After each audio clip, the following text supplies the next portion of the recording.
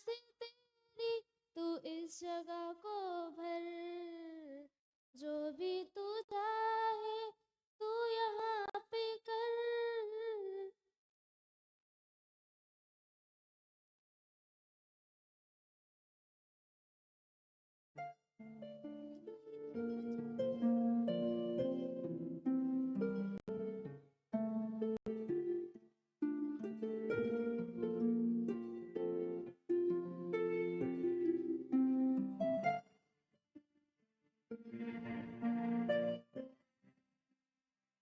हे मरियम, आनंद और जय तेरी हो, तुझ पर ईश्वर का अनुग्रह हुआ है, प्रभु तेरे साथ है। ये किस प्रकार का विवादन है? हे मरियम, भयभीत न हो, क्योंकि परमेश्वर का अनुग्रह तुझ पर हुआ है। देख, तू गर्भवती होगी, तेरे एक पुत्र उत्पन्न होगा, तू उसका नाम यीशु रखना। वह महान होगा और प्रभु परमेश्वर उसके पिता दाऊद का सिंहासन उसको देगा, और वह याकूब के घराने पर सदा राज्य करेगा, उसके राज्य का अंत न होगा। यह कैसे होगा? मैं तो उस पुरुष को जानती ही नहीं। पवित्र आत्मा तुझ पर उतरेगा, ब्रह्म प्रधान की सामर्थ तुझ पर छाया करेगी, इसीलिए पवित्र जो उत्पन्न होने वाला है परमेश्वर का पुत्र कहलाएगा। की दासी हूँ, मुझे तेरे वचन के अनुसार हो।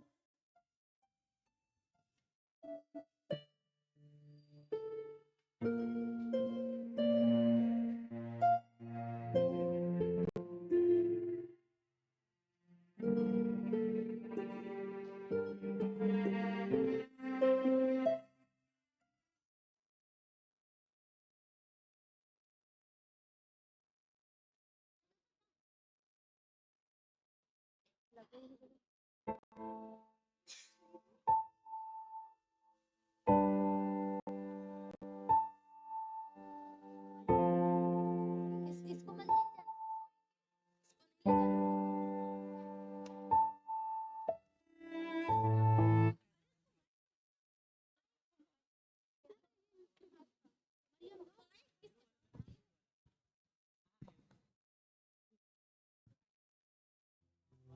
आज तो मैं बहुत परेशान हूँ। जब से मुझे पता चला है कि मेरी पत्नी मरियम गर्भवती है, मेरा तो किसी काम में मन ही नहीं लग रहा है। चलो थोड़ा आराम करके देखता हूँ, शायद नींद आ जाए।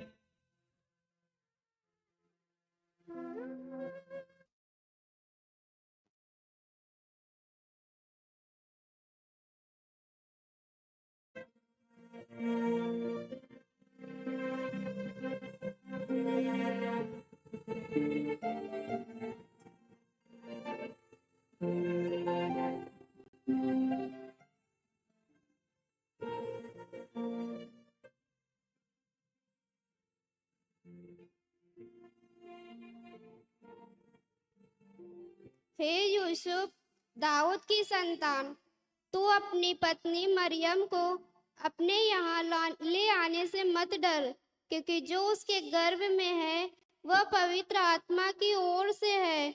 वह पुत्र जनेगी, तू उसका नाम यीशु रखना, क्योंकि वह अपने लोगों का उनके पापों से उद्धार करेगा।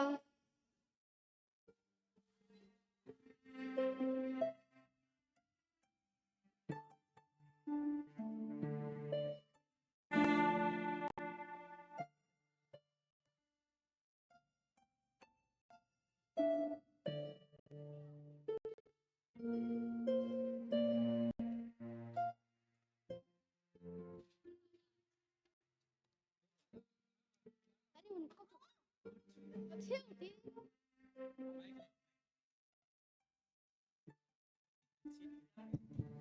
यह कैसा स्वप्न था? मैं तो सोच रहा था कि अपनी पत्नी मरियम को अपने घर नहीं लाऊंगा, पर वह पवित्र आत्मा की ओर से गर्भवती है। अब मैं अपनी पत्नी मरियम को अपने घर जरूर लाऊंगा, जरूर लाऊंगा, जरूर लाऊंगा।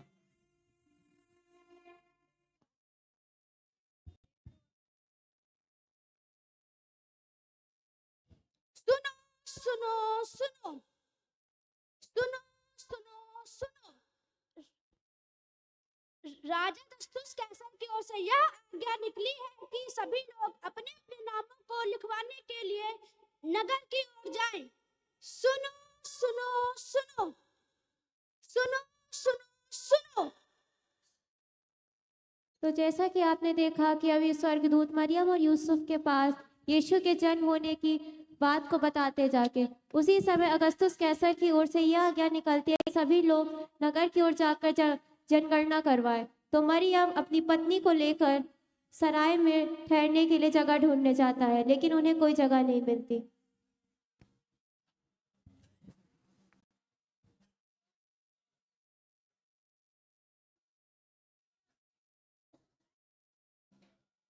भैया, भैया, क्या अरे सराय में कोई जगह खाली है? मैं देखने में पूरी शराब भर चुकी है। अरे देख लीजिए, मेरी पत्नी गर्भवती है। रुको, मैं मालिक से पूछ के आता हूँ। मालिक मालिक, क्या है? लोग ठहरने के लिए आए। तुम्हें पता नहीं पुलिस क्या कर चुकी है? देख लीजिए, उनकी पत्नी गर्भवती है। जाओ देखे कोई जगह खाली है।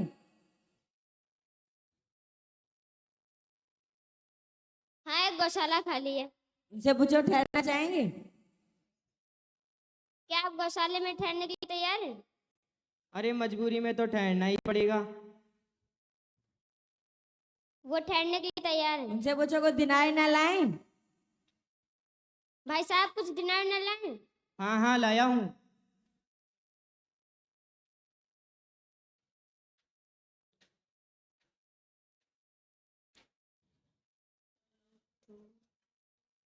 लाओ। अरे थोड़ा मुझे भी दो। अरे लाओ। मुझे भी दो। काम धंधा कुछ करते नहीं, दिन भर बैठे रहते। आइए, मैं आपको गौशाला दिखा दूँ।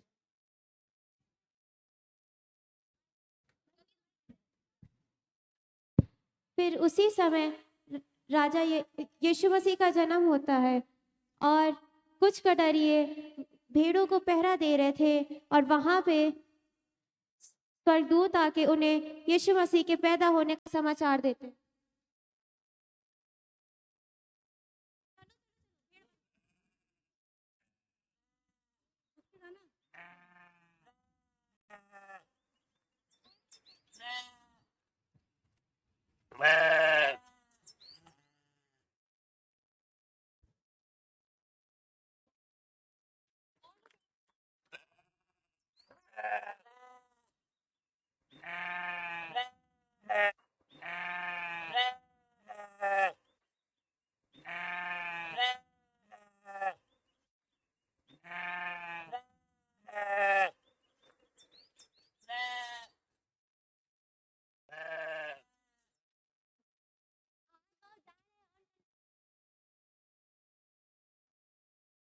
आप हो जाए कि थोड़ी लकड़ियाँ लेके। हाँ हाँ, मैं ला।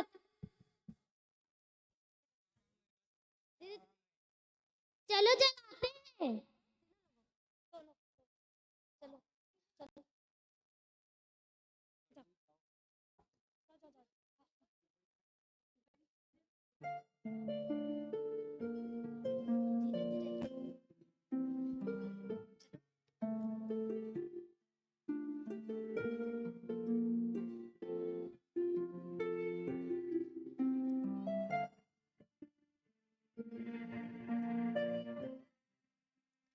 डरो मत, क्योंकि देखो, मैं तुम्हें बड़े आनंद का सुसमाचार सुनाता हूँ, जो सब लोगों के लिए होगा कि आज दाऊद के नगर में तुम्हारे लिए एक उद्धारकर्ता जन्मा है, और यही मसीह प्रभु है।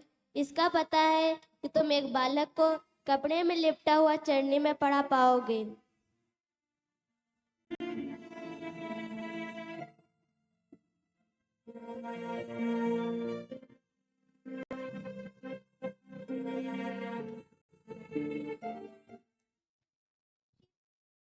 ये कौन लोग थे?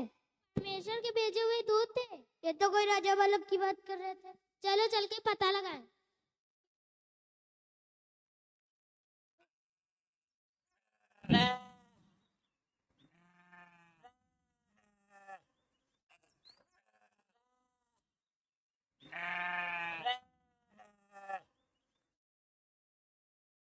तो जैसे कि आपने देखा कि कटोरिए उस यीशु मसीह जो पैदा हुआ है, उसको देखने के लिए उसको देखने के लिए जाते हैं, और वो गौशाले में पहुंचते हैं। ओहो मसीह आया ज़मीं पे खुशी होती है, ओहो खुशी होती है सारे आसमान। मसीह आया ज़मीं पे खुशी होती, ओहो खुशी होती है सारे आसमान। आसमान आसमान आसमान आसमान आसमान। मसीह आया ज़मीं पे खुशी होती है, वो खुशी होती है सारे आसमान। ये तो वही बालक है जिसके बारे में हमें स्वर्गदूत बता रहे थे। चलो दंडवत करें।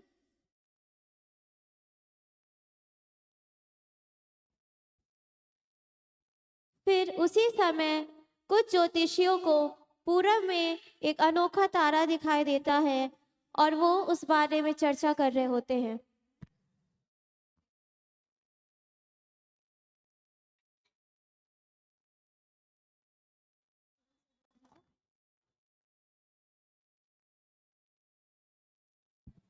अरे वो देखो पूरब में कैसा अनोखा तारा निकला है। अरे कहाँ कहाँ? अरे वो देखो।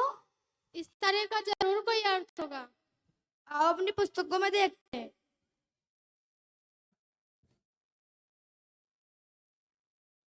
अरे देखो मुझे मिल गया। अरे कहाँ? अरे ये देखो। अरे इस तारे का अर्थ कोई राजा बालक पैदा हुआ है। राजा? राजा तो हेरोदेस राजा क्यों नहीं पैदा हो सकता है? चलो चल कर पता लगाते हैं। हाँ हाँ चलो चलो।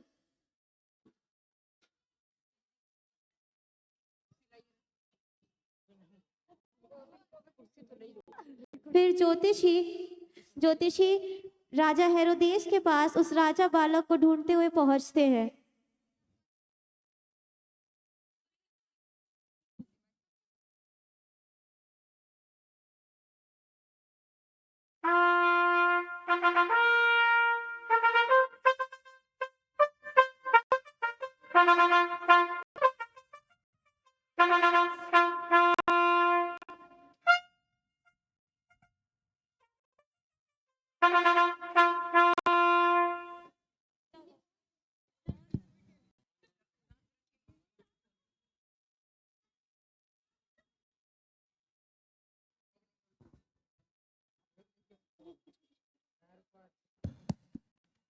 जी बताइए क्या काम है?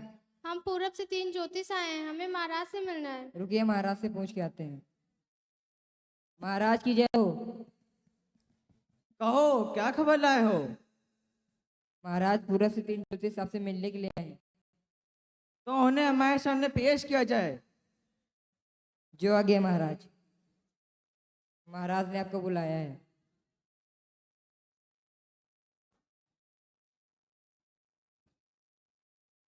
महाराज की जय हो। कहिए आप लोग का हमारे दरबार में कैसे आना हुआ? महाराज पूरब में हमने एक तारा देखा है। तारा? कैसा तारा? तारा तो रोज आसमान में देखते हैं हम। नहीं नहीं महाराज, उस तारे करते कोई राजा बालक पैदा हुआ है। राजा बालक? कैसा राजा बालक? हमारे यहाँ तो कोई राजा बालक नहीं पैदा हुआ। नहीं नहीं महाराज, हमारी ज्योतिष विद्या कभी गलत नहीं हो सकती। तो जाइए उस राजा बालक का पता लगाइए, वो आपको मिल जाए तो हमें बताइए ताकि मैं उसे दंडवत कर सकूं। जो आगे महाराज।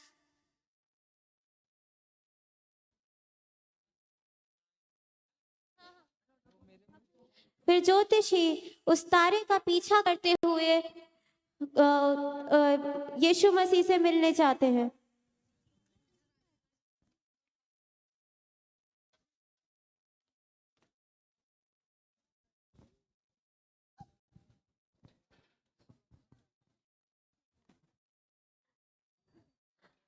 हम 3 राजा पूरब की शान भेंट चढ़ा लाए हैं दान। तारा देखते पार हम जाते पर्वत और रेगिस्तान। अद्भुत तारा सुंदर तारा चमकदार आगे बढ़ता ऊपर चढ़ता जब तक पहुँचे नूर के द्वार।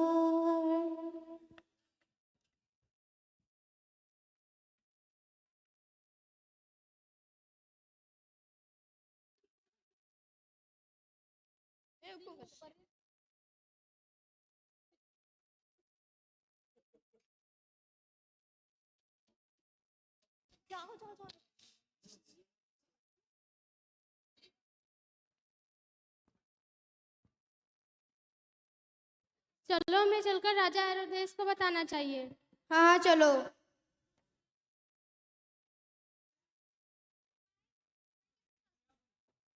चलो थोड़ा आराम कर ले।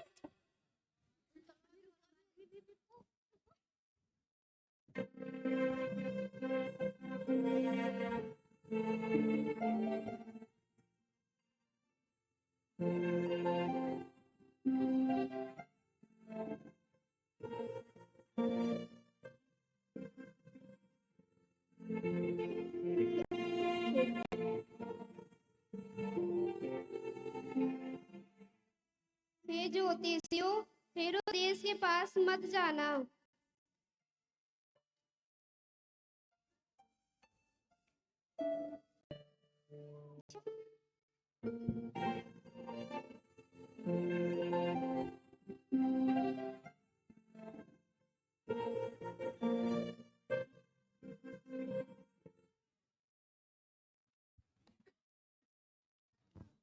हमें स्वर्गदूत ने सपने में बताया कि हमें हेरोदेस के पास वापस नहीं जाना चाहिए।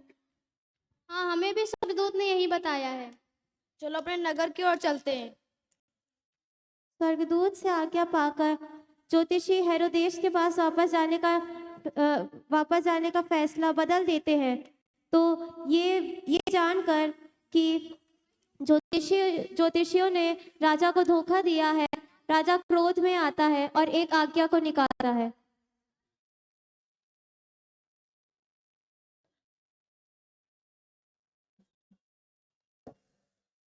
मंत्री, जी हुजूर। क्या मेरे सिवा कोई दूसरा हो सकता है? नहीं नहीं महाराज। तो जाओ ये आज्ञा निकालो, जितने भी 2 वर्ष के कम के बच्चे हैं उनके टुकड़े टुकड़े करवा दिए जाए। जो आ गया महाराज। अब देखता हूँ मेरे सिवा कैसे कोई दूसरा राजा हो सकता है। हा हा हा हा हा हा हा हा हा हा। जब ये आज्ञा निकलती है तो यूसुफ को स्वप्न में दिखाई देता है कि उसे मिस्र देश को चले जाना चाहिए। वहां जाकर जब तक हेरोदेस नहीं मरता वो मिस्र देश में ही रहता है। फिर उसके बाद वो नासरत वापस आता है। इसी प्रकार यीशु मसीह बढ़ता गया और परमेश्वर का अनुग्रह उस पर था। उन्हीं दिनों में यूहन्ना बपतिस्मा देने वाला जंगल में जाकर यरदन नदी के पास ये प्रचार करने लगता है।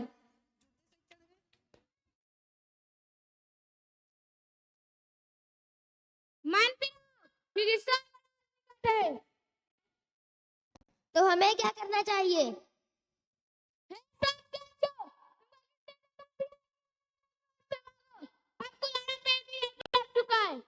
मैं तो तुम्हें पानी से बपतिस्मा देता हूँ, मेरे पास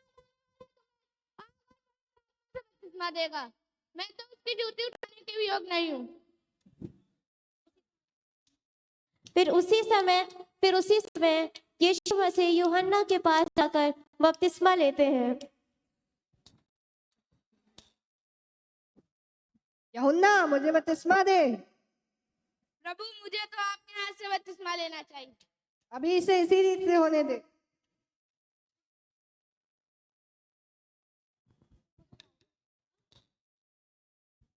उसी समय आकाशवाणी हुई, ये मेरा प्रिय पुत्र है जिससे मैं अत्यंत प्रसन्न हूँ। फिर बपतिस्मा के बाद आत्मा यीशु को जंगल में ले गया ताकि इब्लीस से उसकी परीक्षा हो। वो 40 दिन और 40 रात निराहार रहा। तब उसे भूख लगी। तब परखने वाले ने उसके पास आकर उससे कहा, यदि तू परमेश्वर का पुत्र है तो इन पत्थरों से कह दे कि रोटियां बन जाएं। लिखा है, मनुष्य केवल रोटी ही से नहीं परंतु परमेश्वर के हर वचन से जीवित रह सकता है। उसके बाद इब्लीस उसे पवित्र नगर में ले गया और मंदिर के कंगूरे पर खड़ा किया और उससे कहा, यदि तू परमेश्वर का पुत्र है तो अपने आप को नीचे गिरा दे, क्योंकि लिखा है, वह तेरे विषय में अपने स्वर्गदूतों को आज्ञा देगा और वे तुझे हाथों हाथ उठा लेंगे, कहीं ऐसा ना हो कि तेरे पाँव में पत्थर से ठेस लगे। यह भी लिखा है, तू प्रभु अपने परमेश्वर की परीक्षा न करना। फिर इब्लीस उसे एक बहुत ऊंचे पहाड़ पर ले गया और सारी जगत के राज और उसका वैभव दिखाकर उससे कहा, यदि तू गिर कर मुझे प्रणाम करे तो मैं ये सब कुछ तुझे दे दूंगा। हे शैतान, दूर हो जा, क्योंकि अभी लिखा है, तू प्रभु अपने परमेश्वर को प्रणाम कर, उसी की उपासना कर। तब शैतान उसके पास से चला गया और स्वर्गदूत आकर उसकी सेवा करने लगे। फिर उसके बाद यीशु मसीह ने सुसमाचार फैलाना, बीमारों को चंगा करना आरंभ किया।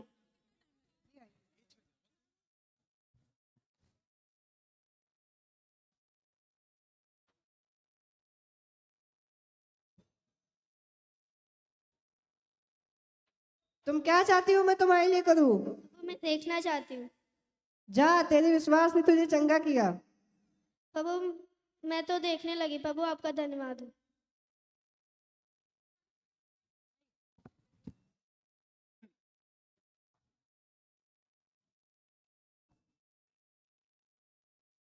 सुनाश्री, मुझ पर दया कर। तुम क्या चाहते हो मैं तुम्हारे लिए करूं? प्रभु मैं चलना चाहता हूँ। जाओ, तुम चलने लग जाओ। अरे मैं तो चलने लग गया। अरे मैं तो चलने लग गया।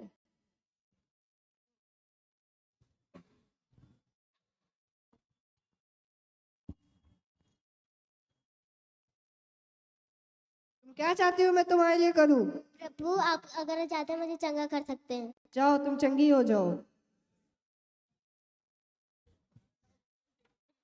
फिर वह पहाड़ पर चढ़ गया और जब वह बैठा तो उसने मुंह खोलकर उन्हें उपदेश देना आरंभ किया।